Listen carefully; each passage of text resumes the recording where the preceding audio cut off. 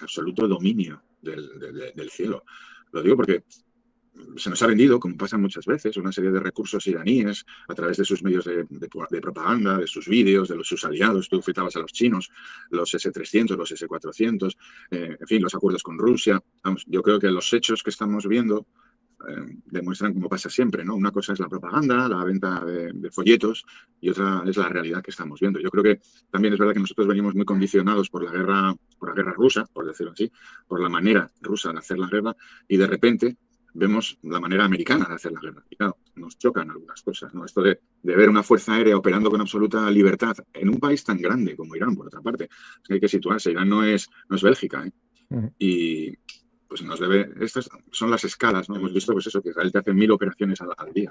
1000 operaciones al día. Por comparar, para que nos demos cuenta un poco de la escala, Rusia está ejecutando en Ucrania del orden de 100, 115 operaciones al día. Puede lanzar 200 bombas guiadas, las famosas FAB, al día. Y eso ya es una cifra reciente, digamos. No todos los días se hace 200 lanzamientos de bombas guiadas, ¿no? Es decir, y Israel te ejecuta 1000 sobre Irán. Bueno, y al mismo tiempo ejecuta operaciones sobre el Líbano. Lo digo para que entendamos las diferencias de magnitudes. Por eso estamos viendo lo que vemos en Irán, y por eso también estamos viendo lo que hemos visto durante 4 años en Ucrania. Hay una parte de la campaña aérea que tiene mucho que ver con hacer visual a la población, que es, vamos, mayoritariamente no, masivo el rechazo al régimen, que van a por los centros de control de la población, las comisarías de policía, por simplificarlo, ¿no? Porque al final la gente lo que percibe del régimen, aparte de en el día a día, es que hay unos señores con escopetas que les disparan si protestan. Y esos señores con escopetas y con ametralladoras, porque lo hemos visto también, que les disparan cuando se manifiestan, no son alienígenas, salen de comisarías, salen de las bases de los Basí. Es decir, contra esa gente, que son los represores del régimen, los represores directos del régimen, se está ejecutando una campaña que es intensísima. Y además, lo digo, la gente desde Irán que no tienen cortado Internet, lo digo porque este es un elemento importante, ya se han cuidado de cortar Internet para que puedan salir imágenes desde allí, está publicándolo. Todos los días hay 30, 40, 50 vídeos, relocalizaciones. Yo es que es una parte que me interesa mucho. Esta imagen que estamos viendo, por ejemplo. Esto es una mezquita, ¿no? Metiendo armas, esta es muy relevante porque lo que demuestra es que cuando se actúa sobre los centros de control, las comisarías, las bases, las fuerzas de represión lo que hacen es buscar otro tipo, bases alternativas, que van desde una tienda de campaña a colegios o a mezquitas. Esto que estamos viendo es una mezquita. La foto está cortada porque la persona que lo publicó no quiso que se conociera. Es una mezquita y claramente es una caja de munición. Están utilizando instalaciones civiles protegidas por ser civiles como centros militares. Lo digo porque esta es una parte importante y no debe olvidarse que cualquier instalación civil está protegida, todas las instalaciones civiles, no solo los colegios, no solo las mezquitas, pero están protegidas por el derecho internacional, salvo que sean utilizadas con finalidad militar. Salvo que se militaricen por el otro lado. Sí, sí. Es que esto hay que recordarlo. Lo digo porque a mí, yo pues no sé por qué motivo, o sí lo sé, pero no lo voy a decir en público, tengo especial interés en este tipo de cuestiones, los crímenes de guerra. Bien, me interesan desde hace muchos años. Entonces, presto especial atención a estas cosas y me molesta especialmente cuando un régimen utiliza los colegios para propaganda, justo omitiendo el crimen inicial, que es utilizar el colegio con fines militares, que en sí mismo es un crimen de guerra. Lo digo porque está recogido en el cuarto protocolo, en el adicional del Convenio de Ginebra. Entonces, este es un ejemplo palmario. La utilización, un blindado, que en este caso además es de las fuerzas de represión, cualquier instalación civil está protegida, porque lo que está protegido es lo civil. Digamos, las leyes de la guerra, por decirlo sencillamente, son leyes de la guerra. Y la primera diferenciación que se establece es entre combatientes y no combatientes. Y los no combatientes están claramente definidos. Y los elementos civiles están claramente definidos, exacto. Pero desde el momento en que una instalación civil protegida es utilizada con fines militares, pierde su condición de instalación protegida. Y por lo tanto es un blanco legítimo. Claro, el problema es que, claro, pero Martín, el problema es que cuando lo haces, al final, si por algo sigue habiendo alumnos en el colegio, es muy difícil, digamos, decir, no, pero ya había militares dentro. Entonces es lo que juegan estos grupos con ello, ¿no? O un hospital, mientras están los pacientes, en la planta baja está alguien refugiado allí, un líder supremo de algo. Pero eso está también perfectamente regulado. Es decir, incluso en esos casos, digamos, el que bombardea un centro civil usado con fines militares tiene que utilizar una serie de criterios. Debe evitar los daños. Y en caso de duda, porque lo dice así el convenio, además, es que como ha habido múltiples casos concretos, digamos, desarrollos, interpretaciones doctrinales y jurisprudenciales sobre estos temas, es que está todo escrito. Lo digo porque haya un guerrillero, tú no puedes tirar abajo el hospital, por decirlo de alguna manera. Porque haya un blindado, no puedes destruir la totalidad del colegio. A ver, yo creo que lo entendemos todo. Hay un principio básico del derecho humanitario, del derecho internacional de la guerra, que es la proporcionalidad. Esto no lo debemos olvidar nunca. Da lo mismo quien lo haga. Porque haya un tanque en un colegio no te da derecho a destruir la totalidad del colegio y a matar a 1000 niños que estén alrededor. Esto lo entendemos todos. Y no se ha producido. Pero lo que tiene relevancia es que si vemos en un colegio, pues en esta imagen, 6 militares, todos entenderemos que ese colegio ya no es un colegio. Y en esta imagen lo que vemos son 6 militares. No vemos 6 militares y 6 niños jugando al lado. Lo digo porque hay un juego propagandístico que yo ya creo que es enfermizo en algunas personas, que hemos visto un ejemplo precisamente el primer día de la guerra con un bombardeo, que ahora ya sabemos que era un bombardeo aliado, israelí o americano, da lo mismo, sobre un colegio. Pero no debemos olvidar que en ese colegio estaba en una base, es un elemento para los hechos. Y no debemos olvidar que no era un ataque dirigido al colegio por ser colegio, no, era sino al conjunto, probablemente derivado de un error. Y el número de víctimas que se han barajado son absolutamente fuera de contexto porque no hemos visto una sola imagen de una víctima civil. Incluso en los entierros que nos han retransmitido ellos, lo que hemos visto son 14 ataúdes, no hemos visto más. Digo porque este juego de la propaganda lo puede jugar cualquiera, pero luego llegan las sorpresas y hay que andar borrando cosas. Digamos, última decisión que la inteligencia artificial prescinde. Pero, por ejemplo, en las últimas fotos de satélite se aprecian claramente al menos 3 accesos desde el interior de la base a lo que ahora sabemos que es un colegio. Eso para empezar, nunca ha estado totalmente separado. Forma parte de la base. Probablemente sea un colegio que da servicio a los hijos de los militares.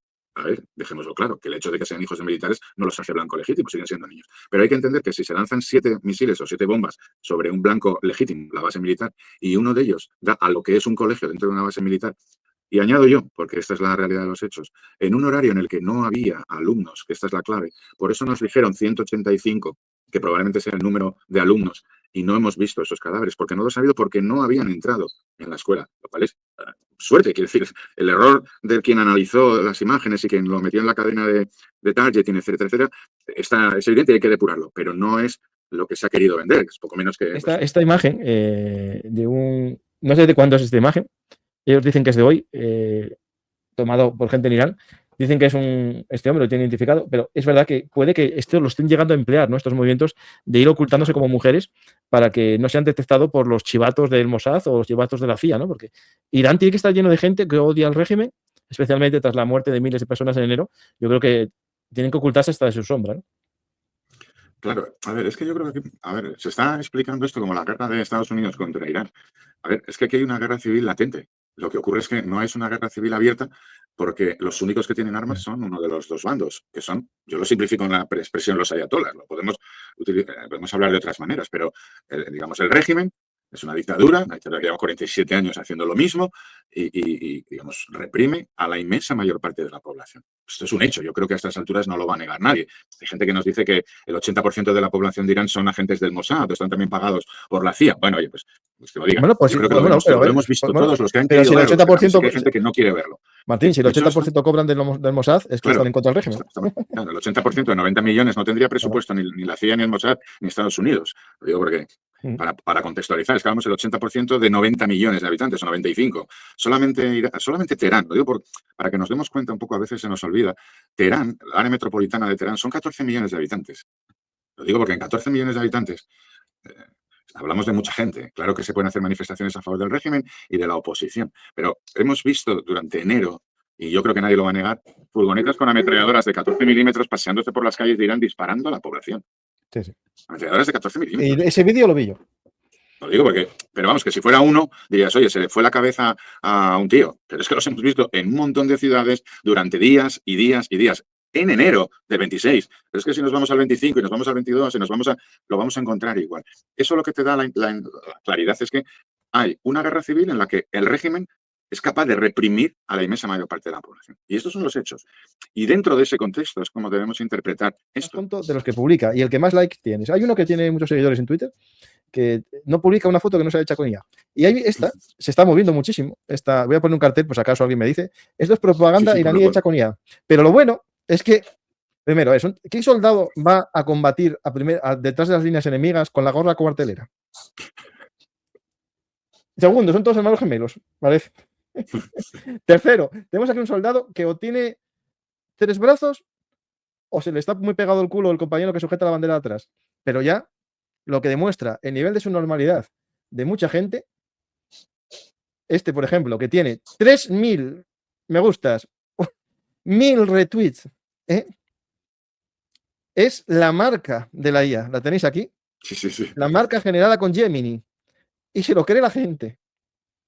lo venden como igual de válido que el B2 a tamaño del Gerald Ford, o el B2 que va a montar una grúa debajo de un puente y vuelve para atrás por el mismo camino, o el vídeo de destrucción de la flota estadounidense, que van apareciendo barcos en tierra firme según van estallando las bombas, ¿no?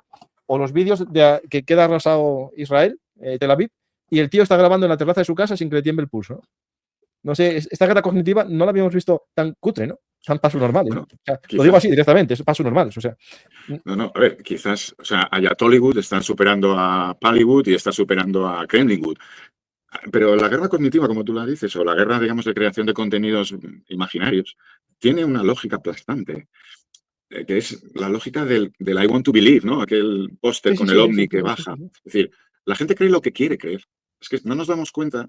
A mí, que me paso el día entero intentando, digamos, ir a la realidad, a los hechos, no a lo que nos gustaría, no al vídeo bonito o música en el que los nuestros, entre comillas, matan a muchos de los enemigos y entonces todo va bien y siempre todo va bien y todo va bien y todo va bien, pero nunca termina de ir bien, ¿no? Pero es que, en general, deseamos creer lo que... Y si no nos sale, pues nos lo imaginamos, ¿no? Ya la confusión entre la realidad virtual, la realidad cortada, la manipulación, la propaganda. En el caso de Ayatollywood, yo lo llamo así, tiene que ver también incluso con el propio contenido de la ideología de los ayatolas, ¿no? Es que es un régimen especialmente propenso a esto, con la ideología dominante del propio régimen. Llevan 47 años. ¿Esa ya la hacen en Irán? Yo pensé que eran los pro-iraníes foráneos, es decir, los que trabajan en esa granja de Cuba. Porque... Esa foto en concreto, pues no lo sé, a lo mejor la hizo... ¿No viste una foto que se movió mucho de unos Chinook saltando en paracaídas a 20 metros de altura que acompaña la noticia de los 30 boinas verdes, deltas, los 30 deltas capturados por Irán? Pero es que digo yo, claro, si ya saltan a 20 metros con un paracaídas en un helicóptero, teniendo en cuenta la rotación de las aspas, normal que mueran, pero es que tienen que morir 100 todos el primer día que saltan. Lo que pasa es que hay que contextualizar bien esto. Es decir, al margen de que habrá material que lo ha hecho Manolo de Guadalajara, otro Oswaldo de Bolivia, y habrá algún Mordejai de israelí, incluso que también la produce. Es decir, pero hay que entender que este tipo de propaganda no está pensada para ti o para mí, que la vemos y ya nos da la risa. Incluso los instrumentos por los que la mayor parte de la gente se comunica. Yo trabajo en Twitter porque me gusta, porque aunque la gente dice que es un pozo de odio, que también se aporta muchísima información de manera inmediata. Pero la mayor parte de la gente no se mueve en Twitter o en otras redes, sino que se mueve, por ejemplo, en TikTok. Y la actividad normal de TikTok es simplemente el consumo de imágenes. Te da lo mismo unos tíos saltando estas imágenes que la venta de un peine electrónico para calvos. Es decir, la sucesión de imágenes hace que sea casi imposible que se haga un análisis de la propia imagen. Simplemente son aportaciones de imágenes que capta el cerebro. Tú puedes estar viendo un perro, un gato, el jilguero que habla, un TikTok de una chavala que se pone las pestañas de una manera y de repente te aparece esta imagen. Y no le vas a dar más relevancia, no vas a parar a mirar la esquinita. Se enlaza, ese tipo de imágenes se enlaza con otros mensajes a través de otros medios de comunicación, múltiples fuentes, que al final configuran una idea general. Nada, esta guerra los iraníes van bien, mira, están matando muchos americanos. ¿Por qué? Porque en tu cerebro se han acumulado varios datos, aparentemente contradictorios. Esta imagen, el B2 que se choca contra un puente y lo atraviesa, lo que te cuenta un señor en YouTube, el último dato del bombardeo del colegio de Minab.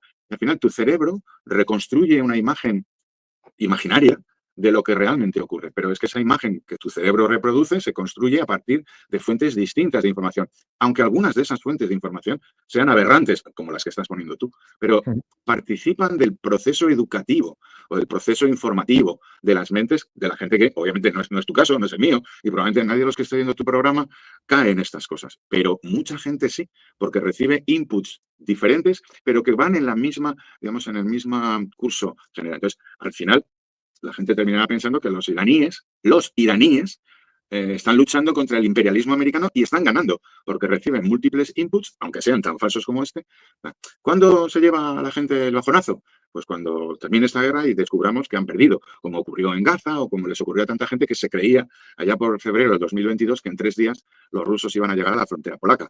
4 años después, hay gente que se lo sigue creyendo. Bueno, ¿qué le vamos a hacer? El descenso del primer día, 350 misiles balísticos lanzados, a ya este día de hoy, es decir, el día último, que sería casi más que el 8, yo llamaría el 7, pero bueno, 15, ¿no? Tenemos un descenso muy grande. Y en los drones también. Incluso más espectacular, podemos decir, en los drones, porque los drones Ahed supuestamente tenían muchos más, ¿no? Sí, diría algún experto español que es que los están guardando para el futuro. Sí, en la frontera de Mongolia también. Bueno, Es en que estos son Azerbaiyán no, datos porque están importantes. enfadados los azerbaiyanos. Bueno, pero Baños a estas alturas es un meme ya tan ridículo que yo es que ahora ya no le dedico tiempo, que decir, ahora se ha convertido en un meme. Es decir, estos son excels interesantes, lo digo porque es muy fácil, y esto volvemos un poco al modelo ucraniano, al modelo ruso, explicar al mundo que Irán tiene 7.000 misiles o da lo mismo la cifra. La clave no es cuánto tienes, tú lo decías con el símil de la flecha, yo creo que lo comentaba a un periodista de La Sexta, el Gemiro, que es el reportero de La Sexta en Estados Unidos. Esta es una gráfica interesante. Estamos hablando de 6 días. Hemos visto el primer día una serie de ataques a todo, indiscriminados, lanzados sobre bases, sobre hoteles, sobre, ¿cómo se dice? Plantas petrolíferas, sobre aeropuertos en Israel, en Omán, en Dubái. Ayer me parece que atacaron en Azerbaiyán con un dron. Es decir, a por todas, por decirlo de una manera. Bueno, pues 6 días después, pues los resultados son los que son. Y no es porque no tengan, es porque no les dejan. Y no les dejan no porque estén atacando cada uno de los drones en el aire.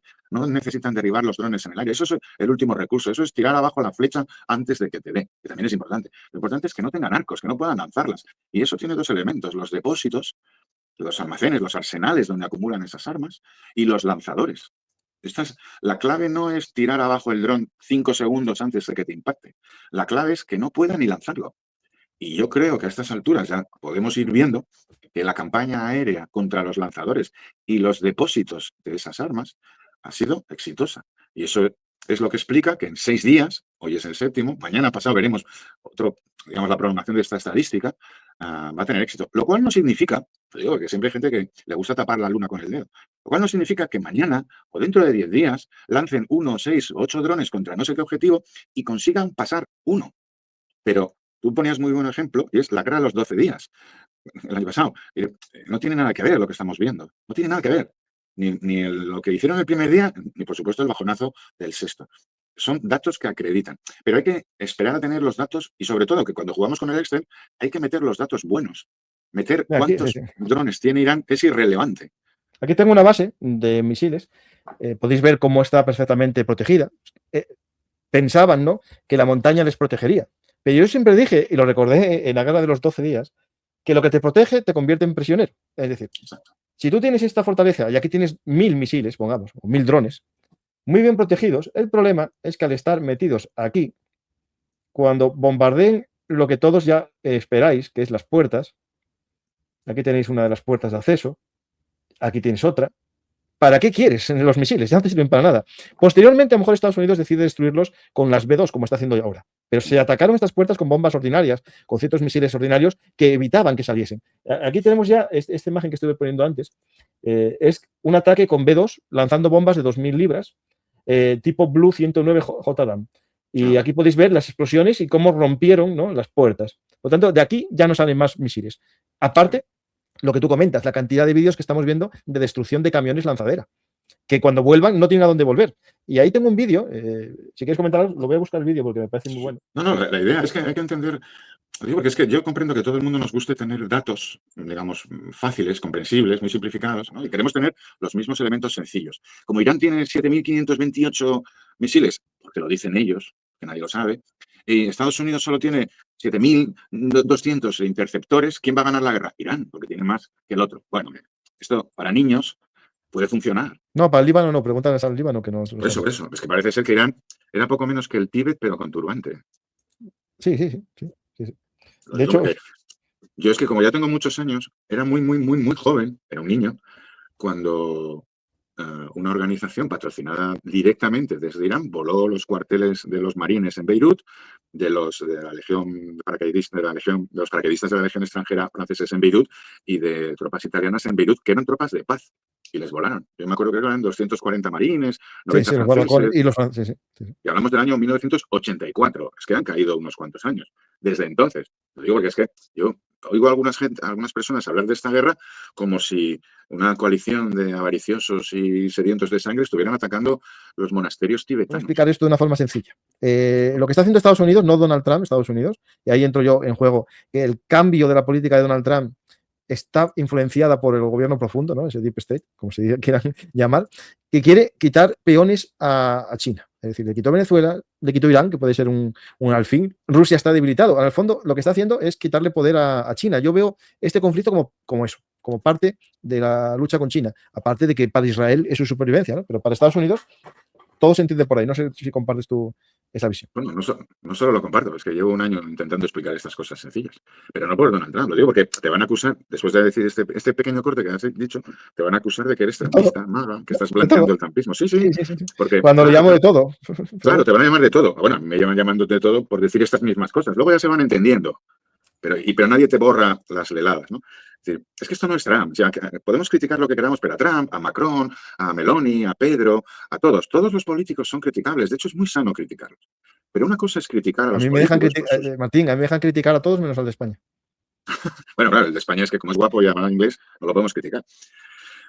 Pero los políticos hay que criticarlos. Pero la crítica al político concreto, porque no nos gusta, porque no le votamos, porque hizo algo mal, no debe cegarnos del ritmo profundo de las cosas. Es evidente que hay problemas en el mundo y rivalidades en el mundo que explican algunas cosas. Lo digo porque es que tener que decir estas cosas es que Donald Trump lleva un año y pico en el poder y ha tenido esta guerra. En el 25, 25 los bombardeos de la guerra de los 12 días y esto. Pero es que Irán, los Estados Unidos ya lo han bombardeado más veces y a través de Israel se ha bombardeado más veces y Donald Trump no estaba en el poder.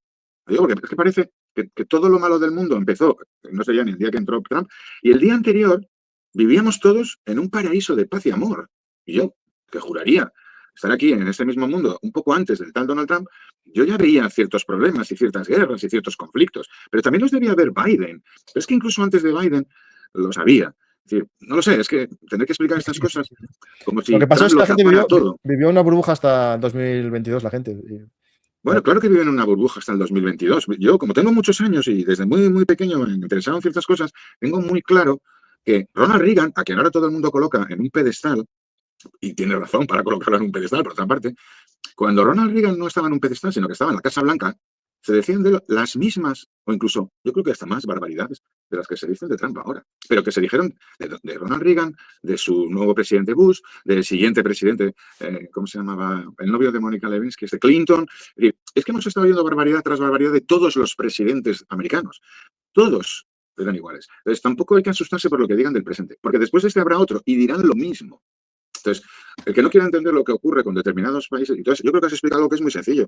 Y estamos al final de una época que tiene que ver con el final de otra. Al final de la Guerra Fría, los dos grandes bloques, que son los que manejaban el mundo, desaparece uno de ellos. Y se quiso sustituir ese segundo bloque por lo que han llamado el multilateralismo, que es un conjunto de mini estados gamberros, no lo digamos de otra manera, ninguno de los cuales respeta los mínimos principios de la Carta de Naciones Unidas. O alguien me quiere convencer que porque tú estés en las Naciones Unidas y seas el ayatollah, o seas Cuba, o seas Kampuchea de Pol Pot, como estás allí, ya cumplen los derechos humanos, ¿no? Se bloquea el sistema tradicional internacional, se bloquea. Al punto que China y Rusia nunca van a permitir hacer una guerra legal contra nadie, pero ni contra Irán, ni contra el régimen más brutal que pudiéramos estar viendo en directo. ¿Por qué? Porque es de lo suyo. Entonces, se ha roto ese sistema. Y hay una disputa clara por los recursos del globo, en un proceso de globalización absoluta. Lo que estamos viendo es una reacción de la principal potencia occidental frente al crecimiento de una potencia. Yo me gustaría que algunos tuvieran la posibilidad de experimentar cómo funcionan las empresas chinas en África. La explotación, ¿cómo funciona? A ver, acaban de morir 200 personas en una mina del Congo, de coltán, porque no se usan ni ingenieros de minas ahí. Ahí lo que están haciendo es sacar todo el coltán de forma ilegal para vendérselo a China. Si fuese una empresa europea canadiense, seguro que tenían ingenieros de minas, protección de riesgos, una planificación de la explotación, pero bueno, los malos somos los europeos. Frente a ese mundo, que tiene mucho que ver con nuestra propia responsabilidad, entendamos, ese viaje de Nixon por la muralla china, esa enajenación de ciertos costes en China, que se nos ha vuelto en contra. Hay una reacción, y es que hay que entenderlo, son procesos históricos, o sea, que no tienen que ver con una presidencia o con un ministro o con un gobierno, son procesos históricos que vienen de vuelta. Y esto hay que entenderlo en ese contexto. Le podemos dar todas las vueltas que queramos y hablar de justicia, de legalidad, y me parece muy bien. Pero si nos olvidamos de las razones verdaderas, las profundas, las que van a explicar el mundo dentro de 50 años, no entenderemos nada. Esto es lo que hay detrás. Es la eliminación de aliados y de recursos para China. Es así de sencillo. Y una vez laminada Rusia, que era un resto de la Guerra Fría, Estados Unidos está en otra guerra. Y es esta. Y lo tenemos que entender así. Y luego podemos decir lo que queramos, cada uno que diga lo que le dé la gana. Pero se va a encontrar con sorpresas tan grandes como que gente lista como Zelensky, porque hay mucha gente que está un poco confusa. Zelensky ha optado por una alianza y ha optado por participar en esta guerra. Ucrania va a participar en esta guerra ayudando a los que le han ayudado. Pero los que le han ayudado no son ni Maduro, ni Díaz de Cuba, ni los ayatolas, ni los chinos. Tenéis que estar con los que le han ayudado, que somos los de este lado, los occidentales. Y va a mandar sus soldados, sus operadores de drones y sus drones antidrones y lo que vaya a mandar, lo va a mandar a este lado de la trinchera. Lo tiene claro. Es que, os digo, porque hay gente que está casi deseando que a Estados Unidos le derriben 50 aviones, no sé con qué objeto, o que los ayatolas consigan meter 28 misiles, no sé, en Riad o en Dubái para matar, no sé. Hay gente que tiene una cierta confusión de bandos. Yo creo que hay que ser un poco más lúcido en la vida y saber quiénes son los que están con tus principios, valores y formas de vivir y quién es el que quiere cargárselos. Es que es tan sencillo como eso.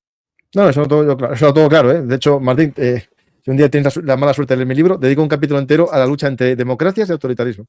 Eso es algo, pero es que son los dos ejes. Es que yo creo que, sí, no hay otra hay que cosa. tener claro. Y luego dentro de las democracias y dentro de las dictaduras, hay democracias de todo tipo. Claro. A ver, que, si es que parece mentira. O sea si tenemos diferencias entre los de Oviedo y los de Gijón, por decirlo de una manera, ¿cómo no va a haber diferencias entre los Estados Unidos, la tradición británica, los daneses, los españoles, en fin, y ya no, pues con otros países? Pero lo que está claro es que hay dos grandes bandos. Unos son las democracias y otros son el eje totalitario o los regímenes de este tipo.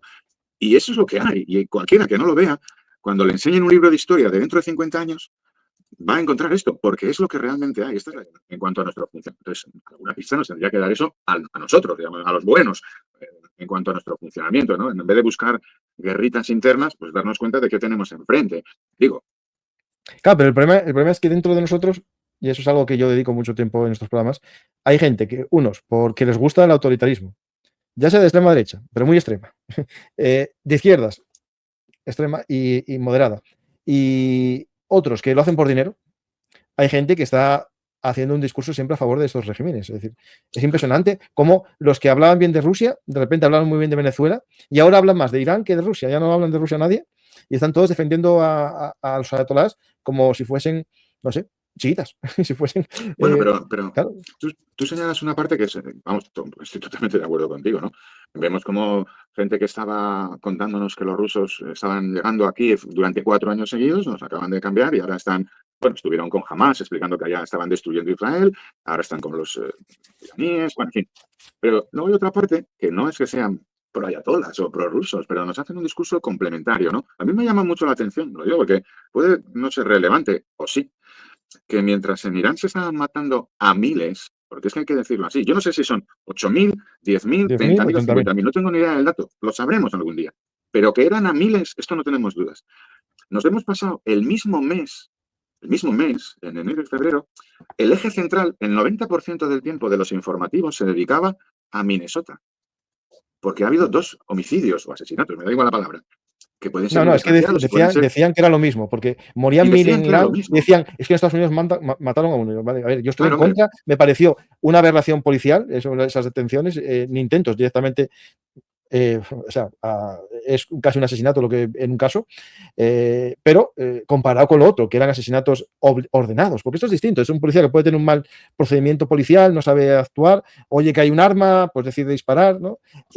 Vale, pero aquí no, que estamos hablando de ametralladoras, patrullas en motos disparando, bueno, no, aquí no sé la gente. Pero la clave es... mira mi dedo, no mires el bosque, mira mi dedo, ¿no? Exacto, quiero decir, la clave es cómo se solapa una cosa sobre la otra. Es decir, esto es ni Auschwitz ni Normandía, ni Holodomor ni un bocadillo de Chopez. Es decir, hombre, podemos decir lo que queramos de Minnesota, del ICE podemos hacer todas las críticas del mundo. Pero a mí, entre 2 asesinatos y miles de asesinatos, entre 2 operaciones policiales y un régimen disparando con ametralladoras sobre manifestantes, a todos se nos ocurre bien. ¿Alguien se ha tomado la molestia de hacer una comprobación del tiempo y la energía empleada en una cosa y en la otra en los principales medios de comunicación? Porque puede quedar asustado. Y no trato de quitar relevancia a una. Y entiendo que mucha gente le parezca más importante lo que ocurre en Estados Unidos que lo que ocurre en Irán. Pero, ¿de verdad alguien cree que es casual ese tipo de estrategias de comunicación? No son casuales. No son casuales. Hay la ideología interna está y después por supuesto, que mucha gente les parece guay todo esto de de Irán. Pero ya sabes que muy a partir de ahora esto nos van a hacer una serie de cortes y tú y yo ya vamos a ser, pues no sé, los maga total. No, a mí también, pero es que, vamos, la capacidad, como siempre es, la capacidad de insultar no depende. Luego el etiquetaje es otra estrategia comunicativa bien sencilla. Quiero decir, no es lo mismo lo que estén haciendo los iraníes. Lo importante es lo que marca el dedo, digamos, de la corriente oficial de la comunicación. Hay que hablar de lo que nos digan algunos, por independencia, ¿no? En estos 7 días, yo he visto gente que lo único que ha sido capaz de hablar de estos 7 días de campaña ha sido del bombardeo del colegio de Minab, de los 185 niños. Lo demás era irrelevante, porque ese era su enganche, porque en eso consiste su proceso de comunicación o de desinformación. Todo lo demás, cero. Entonces, yo creo que a estas alturas ya no somos niños, y el que pretenda tratarnos como niños, pues se va a encontrar con ciertos problemas. Aquí, y luego no va a entender nada. Es que además es muy simpático porque todo este tipo de creaciones artificiales, comunicativas, que responden a estrategias políticas perfectamente analizadas. No pensemos que es que esto es que uno le dio un botón y se generó ahí un trending topic. Son estrategias comunicativas y políticas perfectamente trazadas.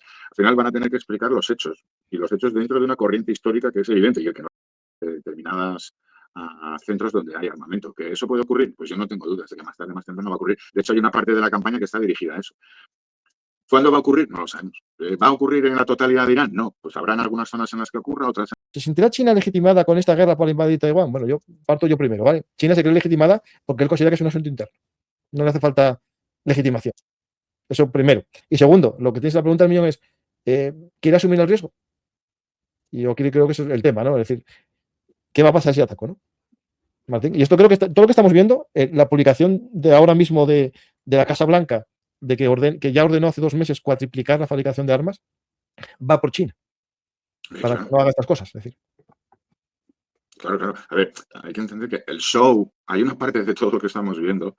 Yo me acuerdo de un par de publicaciones que ha hecho, por simplificarlo en esto, la cuenta oficial del CENTCOM, que eran publicaciones que solo les faltaba etiquetar al Ministerio de Defensa chino, porque es que eran publicaciones en Twitter para decirles, mirad cómo se hace, es que era brutal cómo lo publicaban, la manera de redactar y el vídeo y tal. Es decir, hay todo un show destinado a China, en un mensaje clarísimo de atrévete a hacerlo tú. Lo digo porque eso es evidente, porque es el gran conflicto futuro.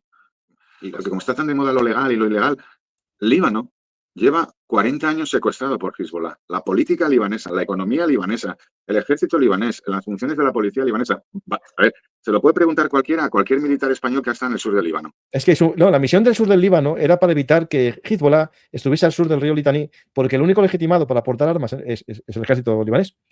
Y es el problema que no se hizo cumplir. No se hizo cumplir porque España lo intentó. España lo intentó y nos mataron a unos soldados. Claro, y luego ya se pactó con Hezbollah y ya pudieron hacer las patrullas. Correcto.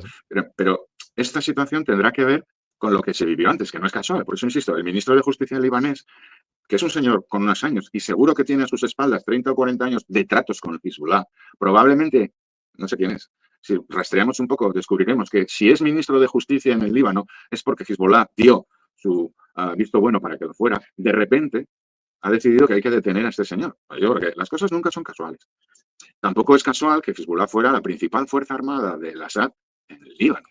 Tampoco. Debe ser otro hecho casual. Cayó Assad, cayó Hezbollah, ahora estamos en Irán. Es ese eje de eslabones. Siempre se empieza por los eslabones más débiles. Esto me parece que es de una estrategia bastante sencilla pero inteligente.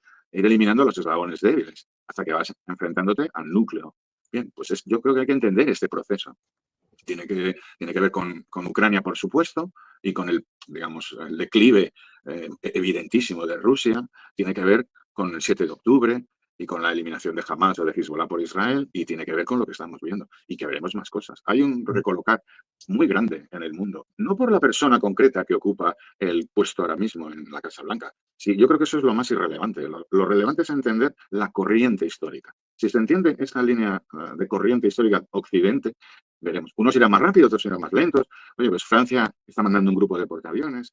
Sí, a Chipre, pero bueno, de Chipre puede pasar rápidamente al Índico a través del canal de Suez.